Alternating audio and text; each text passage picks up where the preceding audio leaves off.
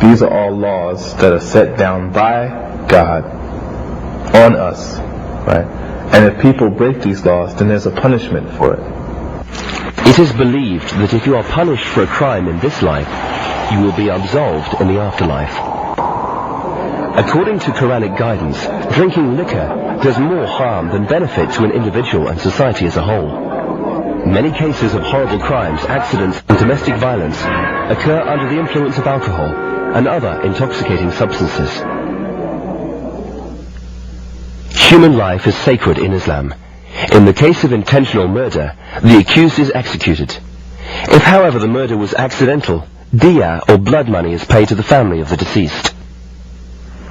As Islam focuses on the well-being of the family and extended family, inheritance laws are based upon the premise that men are the main providers for a family, and would therefore receive the greater part of the inheritance. The right to own property was given to both men and women 1400 years ago. At the same time, women gained the right to vote and participate in political life. Women have been able to vote on everything for 1400 years, and only just in the beginning of the 20th century did women be able to vote in Western countries. Women had the right to run businesses and own property and inherit, whereas women did not until the 20th century. In Switzerland, it was just not too long ago, I'm talking about within about 50 years ago, that women were just allowed to vote. Well, over 1400 years ago, women were allowed to vote in Islam, right? Women were allowed to hold positions of authority, right? They were allowed to study. They were allowed to work. And you heard that saying, what's mine is yours and what's yours is mine? Islamically, that's correct for the Muslim woman, because what she earns is hers. This is the one that I like the best, is women back then as well as today, whatever monies they keep, or whatever the monies that they make, they get to keep. They don't have to pool their income resources with the household. The Islamic economic system is different from conventional commercial transactions. Today there are many investment opportunities in compliance with Islamic Sharia. Introducing the investor to socially responsible funds listed on the Dow Jones Islamic Market Index, among other indices. Some restrictions include companies producing, distributing or selling alcohol, pork or pornography, operators of gambling casinos and producers of gambling equipment, as well as financial investment institutions that invest in restricted companies. The principles of Islamic banking are grounded in Sharia law, whereby banks enter into a partnership arrangement with the investor, sharing both profits and losses. Muslims are discouraged from living on credit. Sharia encourages cash transactions in order to limit debt and allow us to live free from financial worry and anxiety. If crimes are allowed to go unchecked, it will most certainly disrupt the social fabric of the whole ummah or state. Sharia law merely provides the guidelines to protect Islamic societies. The family in Islam.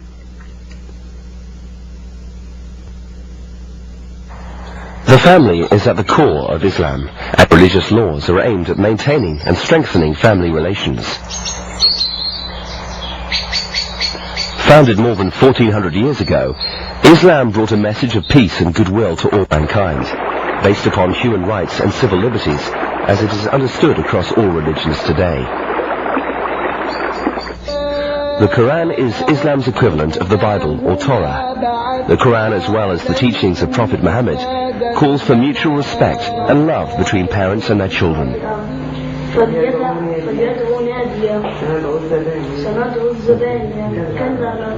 Muslim parents are held accountable before Allah or God for the way they raise their children. In return, Muslim children are expected to respect their parents, listen to their opinions, never raise their voices in front of them, and take great care of them as they grow older.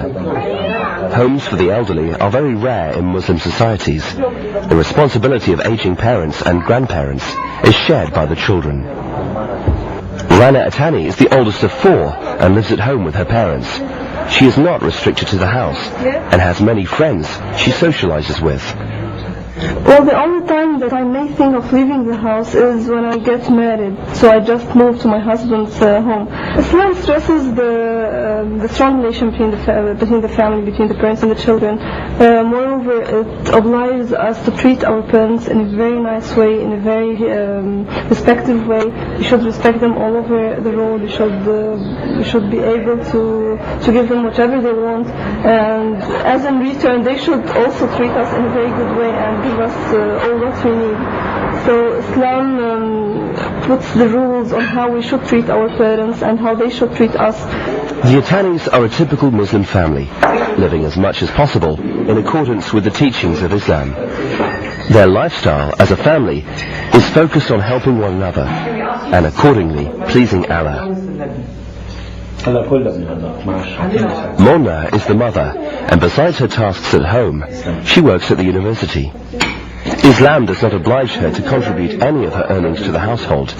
That is her choice.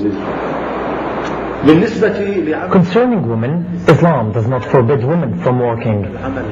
I think a Muslim woman should have many characteristics that reflect the principles of Islam. A Muslim woman should be veiled in the first place. She should be educated. She should be active. Having from the inside that she wants to help the society. She wants to help anyone. No harm, no insult, nothing bad should be done for others. She should also be pious, modest, caring, loving for his children, loving for her family, energetic. She can be educated, of course, as I said before, because this reflects her education, and her personality is reflected to her children, which are the future generation. So Islam doesn't prevent me or any Muslim woman from doing anything she wants, but of course within ethical boundaries and within the principles that Islam wants. For example, I was educated in an American university and I've got an engineering degree. I also work in an engineering company. Despite her full schedule, Rana also finds time for her friends and religious commitments. Every Wednesday evening, Rana, her sisters and their friends meet for a halakah at a private center in Beirut. A halakah is a religious gathering. The sheikh leading the gathering this evening is a graduate in religious studies from the famous Azhar University in Cairo.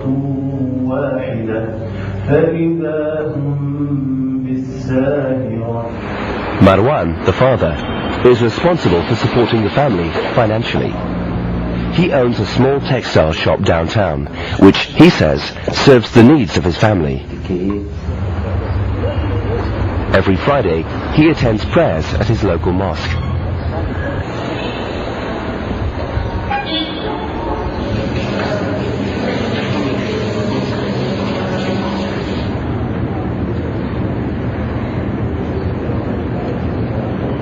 Both Mona and Marwan have taught their children the ways and teachings of the Quran and the Prophet Muhammad, peace be upon him. The family prays together as often as they can.